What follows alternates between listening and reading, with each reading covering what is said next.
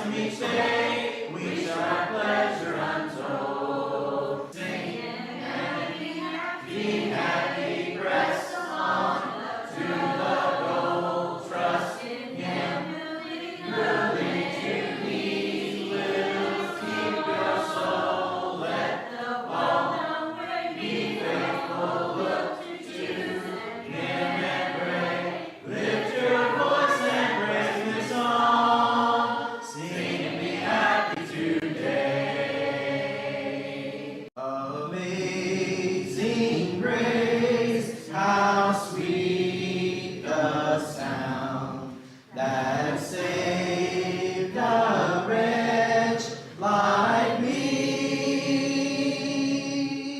I once was lost, but now I'm found.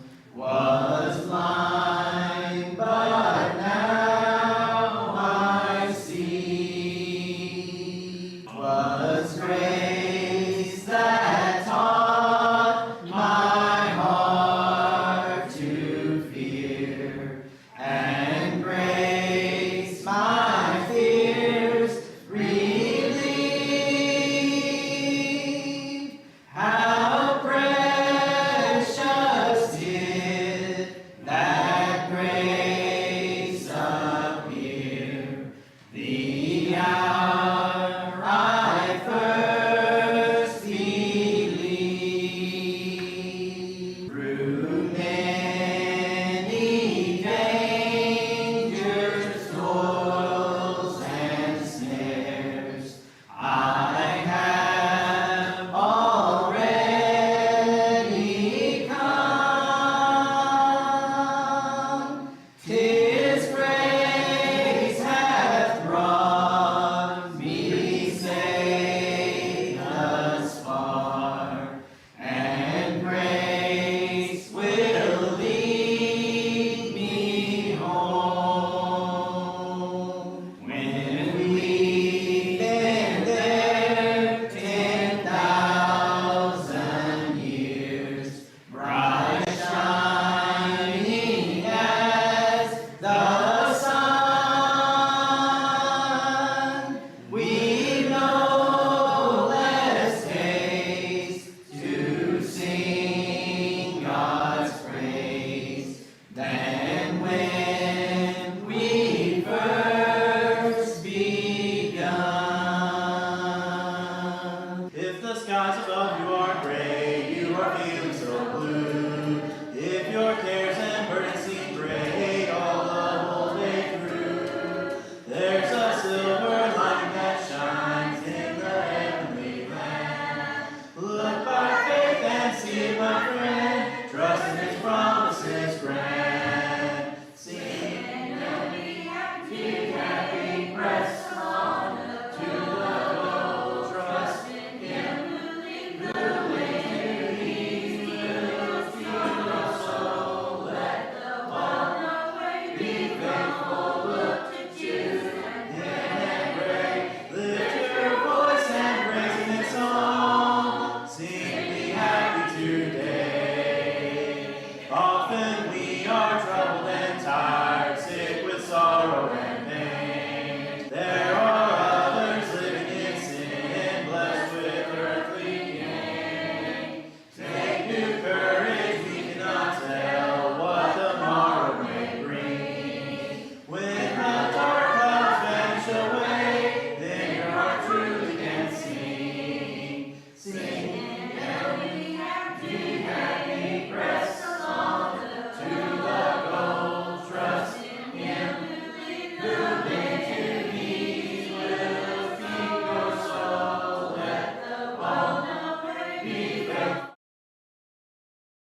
Good afternoon, and I know the hour's a little later, but I wanted to go ahead and get caught up before our Wednesday evening Bible study. And so I thought I'd go ahead and have this reading, and then tomorrow morning should be back on track, ready to go around 6 a.m. Today is October the 5th, Wednesday, October the 5th. And our reading today is day 278 of 365. And with today's reading, we'll actually finish the book of Esther. And what a wonderful book it is. And we'll continue to go on, and we'll see very soon that the city of Jerusalem will be rebuilt, temple rebuilt, and even the walls will be finished and rebuilt. And so we're going to see all these things and getting closer to the time when we'll get to the New Testament, and what exciting readings those will be. Day 278 of 365. Esther 8, verse 1 through chapter 10, verse 3. Esther closes with the victory of the Jews through Mordecai and Esther. Ezra chapter 7, verses 11 through 28. Ezra 7 takes us to the reign of Artaxerxes, 458 BC. In this reading, Ezra receives the decree to go to Jerusalem. Ezra chapter 8, verse 1. On the day King Ahasuerus gave to Queen Esther the house of Haman, the enemy of the Jews, and Mordecai came before the king, for Esther had told what he was to her. The king took off his signet ring, which he had taken from Haman, and gave it to Mordecai. And Esther set Mordecai over the house of Haman. Then Esther spoke again to the king. She fell at his feet and wept, and pleaded with him to avert the evil plan of Haman the Agagite, and the plot that he had devised against the Jews. The king held out the golden scepter to Esther. Esther rose and stood before the king, and she said, If it please the king, and if I have found favor in his sight, and if the thing seems right before the king, that I am pleasing in his eyes, let an order be written to revoke the letters devised by Haman the Agagite, the son of Hammedatha, which he wrote to destroy the Jews who are in all the provinces of the king. How can I bear to see the calamity that is coming to my people?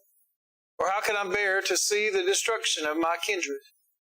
Then King Ahasuerus said to Queen Esther and to Mordecai the Jew, Behold, I have given Esther the house of Haman. They have hanged him on the gallows, because he intended to lay hands on the Jews. But you may write as you please with regard to the Jews, in the name of the king, and seal it with the king's ring. For an edict written in the name of the king and sealed with the king's ring cannot be revoked.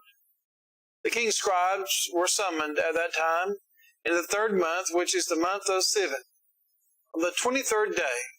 And an edict was written according to all that Mordecai commanded concerning the Jews, the satraps and the governors, and the officials of the provinces from India to Ethiopia, 127 provinces, to each province in its own script, and to each people in its own language, and also to the Jews in their script and their language.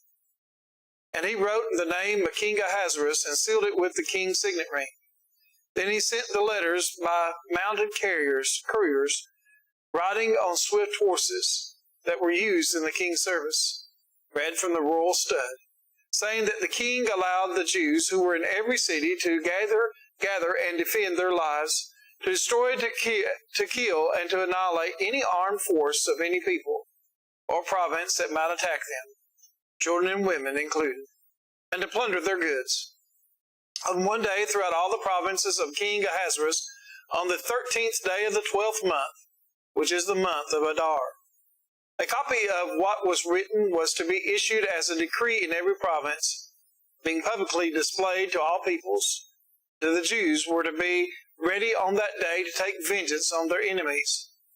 So the couriers, mounted on their swift horses that were used in the king's service, rode out hurriedly, urged by the king's command. The decree was issued in Susa, the citadel. Then Mordecai went out from the presence of the king in royal robes of blue and white, with a great golden crown and a robe of fine linen and purple. And the city of Susa shouted and rejoiced. The Jews had light and gladness and joy and honor. And in every province and every city, wherever the king's command and his edict reached, there was gladness and joy among the Jews. A feast and a holiday, and many from the peoples of the country declared themselves Jews, for fear of the Jews had fallen on them. Now in the 12th month, which is the month of Adar, on the 13th day of the same, when the king's command and edict were about to be carried out, on the very day when the enemies of the Jews hoped to gain the mastery over them, the reverse occurred.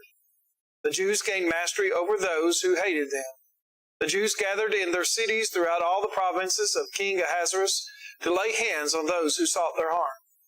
And no one could stand against them, for fear of them had fallen on all peoples. All the officials of the provinces and the satraps and the governors and the royal agents also helped the Jews, for the fear of Mordecai had fallen on them. For Mordecai was great in the king's house, and his fame spread throughout all the provinces. The man Mordecai grew more and more powerful. The Jews struck all their enemies with the sword, killing and destroying them, and did as they pleased to those who hated them. In Susa, the citadel itself, the Jews killed and destroyed 500 men, and also killed Parishathatha, and Dalphon, and Aspatha, and Poratha, and Adalah, and Aradatha, and Parmashta, and Arisai, and Aridai, and Bizatha, the 10 sons of Haman, the son of Hammedatha, the enemy of the Jews, but they laid no hand on the plunder. That very day the number of those killed in Susa the citadel was reported to the king. The king said to Queen Esther, in Susa the citadel the Jews have killed and destroyed 500 men, and also the 10 sons of Haman. What then have they done in the rest of the king's provinces? Now, what is your wish? It shall be granted you, and what further is your request? It shall be fulfilled. And Esther said, if it please the king, let the Jews who are in Susa be allowed tomorrow also to do according to this day's edict. Let the 10 sons of Haman be hanged on the gallows. So the king commanded this to be done. A decree was issued in Susa, and the 10 sons of Haman were hanged. The Jews who were in Susa gathered also on the 14th day of the month of Adar, and they killed 300 men in Susa. But they laid no hands on the plunder. Now the rest of the Jews who were in the king's provinces also gathered to defend their lives, and got relief from their enemies, and killed 75,000 of those who hated them. But they laid no hands on the plunder. This was on the 13th day of the month of Adar, and on the 14th day they rested and made that a day of feasting and gladness. But the Jews who were in Susa gathered on the 13th day and on the 14th, and rested on the 15th day, making that a day of fasting and gladness. Therefore the Jews of the villages who live in the rural towns hold the 14th day of the month of Adar as a day for gladness and feasting, as a holiday, and as a day on which they send gifts of food to one another. And Mordecai recorded these things and sent letters to all the Jews who were in all the provinces of King Ahasuerus, both near and far, obliging them to keep the 14th day of the month of Adar and also the 15th day of the same, year by year, as the days on which the Jews got relief from their enemies, as the month that had been turned from them from sorrow into gladness, from mourning into a holiday, that they should make them days of feasting and gladness, days for sending gifts of food to one another and gifts to the poor. So the Jews accepted what they had started to do and what Mordecai had written to them. For Haman the Agagite, the son of Hammedatha, the enemy of all the Jews, had plotted against the Jews to destroy them, and had cast that is, cast lots, to crush and destroy them. But when it came before the king, he gave orders in writing that his evil plan that he had devised against the Jews should return on his own head, and that he and his sons should be hanged on the gallows. Therefore they called these days Purim, after the term Pur.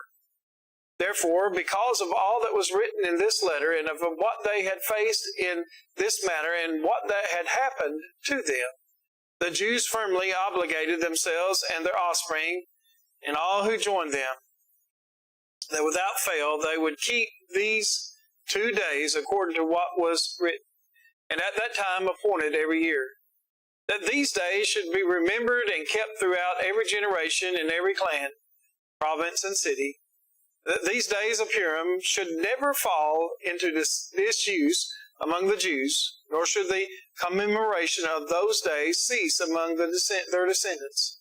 Then Queen Esther, the daughter of Abihail, and Mordecai the Jew gave full written authority, confirming this second letter about Purim. Letters were sent to all the Jews, to the 127 provinces of the kingdom of Ahasuerus, in words of peace and truth, that these days of Purim should be observed in their appointed seasons as Mordecai the Jew and Queen Esther obligated them, as they had obligated themselves and their offspring with regard to their fasts and their lamenting. The command of Queen Esther confirmed these practices of Purim. That was recorded in writing. King Ahasuerus imposed tax on the land and on the coastlands of the sea, and all the acts of his power and might, and the full account of the high honor of Mordecai to which the king advanced him. Are they not written in the book of Chronicles of the kings of Media and Persia? For Mordecai the Jew was second in rank to King Ahasuerus.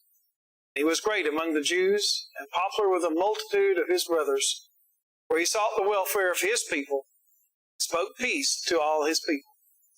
Ezra chapter 7, verses 11 through 28. This is a copy of the letter that King Artaxerxes gave to Ezra the priest, the scribe, a man learned in matters of the commandments of the Lord, and in his statutes for Israel. Artaxerxes, king of kings, to Ezra the priest, the scribe of the law of the God of heaven, peace. And I make a decree that anyone of the people of Israel or their priests or Levites in my kingdom who freely offers to go to Jerusalem may go with you. For you are sent by the king and his 7 counselors to make inquiries about Judah and Jerusalem, according to the law of your God which is in your land, and also to carry the silver and gold that the king and his counselors have freely offered to the God of Israel, whose dwelling is in Jerusalem, with all the silver and gold that you shall find in the whole province of Babylonia, and with the freewill offerings of the people and the priests, vowed willingly for the house of their God that is in Jerusalem. With this money, then, you shall with all diligence buy bulls, rams, and lambs, with their grain offerings and their drink offerings. You shall offer them on the altar of the house of your God that is in Jerusalem. Excuse me. Whatever seems good to you and your brothers to do with the rest of the silver and gold you may do, according to the will of your God. The vessels that have been given you for the service of the house of your God, you shall deliver before the God of Jerusalem. And whatever else is required for the house of your God, which it falls to you to provide, you may provide it out of the king's treasury. And I, Artaxerxes the king, make a decree to all the treasurers in the province beyond the river. Whatever Ezra the priest, the scribe of the law of the God of heaven, requires of you, let it be done with all diligence. Up to 100 talents of silver, 100 cores of wheat, 100 baths of wine, 100 baths of oil, and salt, without prescribing how much. Whatever is decreed by the God of heaven, let it be done in full for the house of the God of heaven, lest his wrath be against the realm of the king and his sons. We also notify you that it shall not be lawful to impose tribute, custom, or toll on any one of the priests, the Levites, the singers, the doorkeepers, the temple servants, or other servants of this house of God. And you, Ezra, according to the wisdom of your God that is in your hand, appoint magistrates and judges who may judge all the people in the province beyond the river, all such as know the laws of your God. And those who do not know them, you shall teach. Whoever shall not obey the law of your God and the law of the king, let judgment be strictly executed on him, whether for death or for banishment, or for confiscation of his goods, or for imprisonment. Blessed be the Lord, the God of our fathers, who put such a thing as this into the heart of the king, to beautify the house of the Lord that is in Jerusalem, who extended me to his steadfast love before the king and his counselors. And for all the king's mighty officers, I took courage, for the hand of the Lord my God was on me, and I gathered leading men from Israel to go up with me. Like I say, exciting times. They had been away for so long. There had not been a temple, had not been a city to go and worship God as was prescribed by the law of Moses. And now it's coming to fruition. And what more can we say about Esther and the faith that she exhibited? How they saved the Jews. Still a feast observed by the Jews to this day, was observed in the time of the New Testament. Jesus even participated in the celebrations of the feast up here. Hope you enjoy, and we will have our Wednesday evening Bible class at 7 o'clock. So if you're in the Boonville area, you still have time to get here. We'd love to have you here in our services. Thank you very much.